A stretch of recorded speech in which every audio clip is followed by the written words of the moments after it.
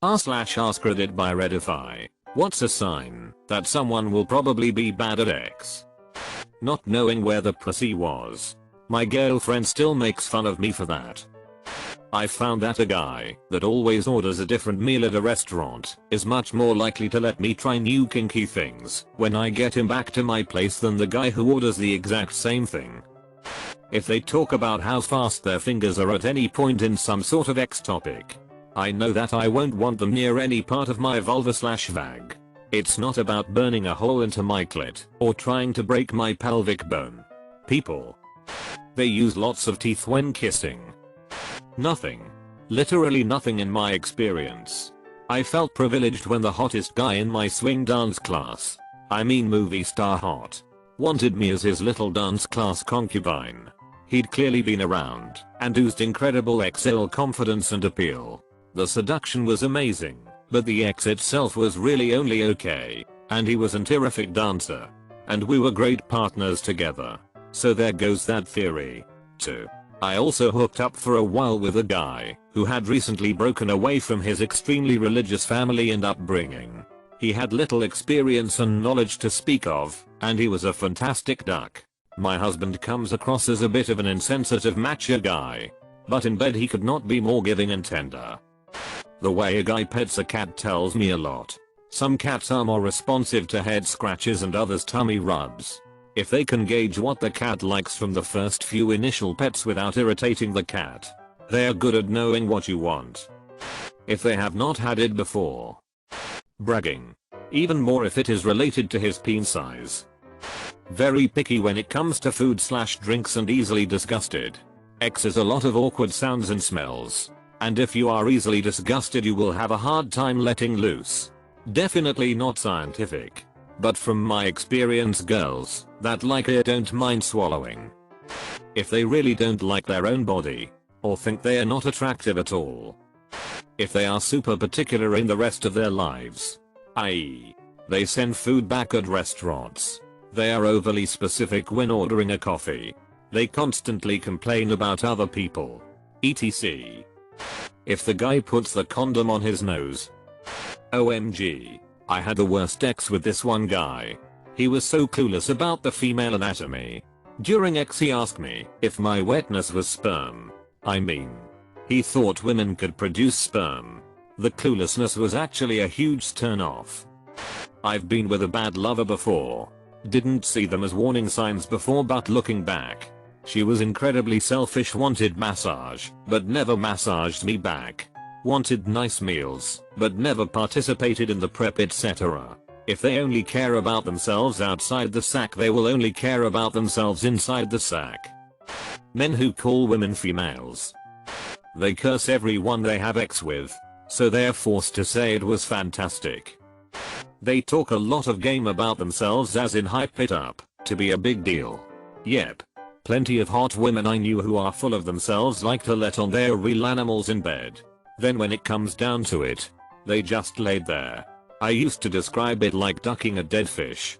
But in reality it's usually because a hot woman will act out of your league and think she's doing you a favor by letting you duck them. For males. Poorly trimmed fingernails. Terrible kisser. They think 50 Shades of Grey is a good book. I found that the more engaged a person can get in a conversation is directly proportional to how good they are in bed.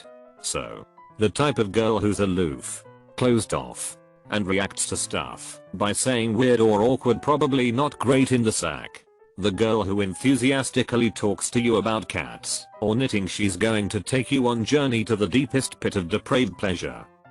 They refuse to listen to you and don't want to take guidance from you because they know better and don't understand what's wrong with you, as their last partner came every time they did it. For me, people who tend to talk about X a lot or who brag can be the biggest letdowns. Like the old saying, it's always the quiet ones. Of course there's exceptions to this. Thank you u/slothdrop6.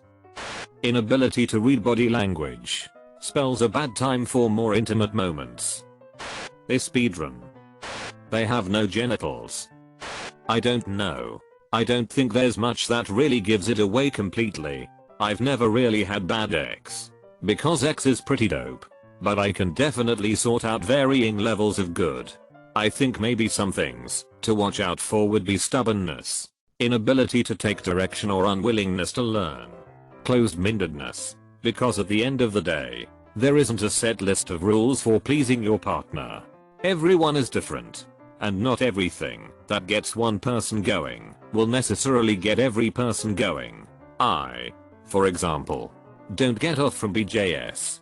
I've had female partners who have to have clitoral stimulation to climax, even during penetration, and several who didn't. It's all stuff you have to be willing to learn about that individual, and you have to be willing to change your game up to suit their specific needs and desires. So if someone is stubborn in other areas, that may carry over to X. Well, this made every other girl come, which means it should make you come. I know what I'm doing. That kind of thing. For men, if they are way too eager, they probably won't last 2 minutes. For women, if they are apparently not into it at all, you probably won't want it to last more than 2 minutes. They have you sign a consent form. If they are not speaking in Latin, you're not doing it right. Selfish personality, self-absorbed behaviors, super hot, tons of self-eyes, overly sexualized behavior, attention seeker, 99.9% starfish in the bed. In my experience, lack of self-confidence. This is from a hetero male perspective. If a girl isn't slightly empowered/confident, then she won't take charge when she needs to, sucking peen with a passion, riding, throwing it back a little during doggy. They spring a leak before you can finish blowing them up. The worst ex I've had is with sports guys. Guys who have been amazing at their sport and popular forever, meaning girls have always thrown themselves at them. They've never actually learned how to duck. You get excited by their muscles and skills on the field or ice, and then once you get them in bed it's sad enough to walk out mid-peen. Moaning louder than a female porn star while we were kissing. That guy never reached the second base. All the ducking signs, because there's no way of telling. Talking about X all the time. It's the nerdy girls that rock my socks. Edit. Seems like there's some confusion. I'm not saying nerdy girls don't talk about X. I'm mainly trying to say that girls who are always talking about their XL experiences, bragging about it, etc., tend to be kind of bad in bed. I'm assuming it's the same for guys. Their name is Chad. Bragging about how long they can last. I knew a guy in high school who, in a very thinly veiled attempt to duck me, was bragging that his ex-girlfriend's friend had timed them from the other room once, and he had lasted 5+ hours. Like, straight. Not 5 hours of XE times.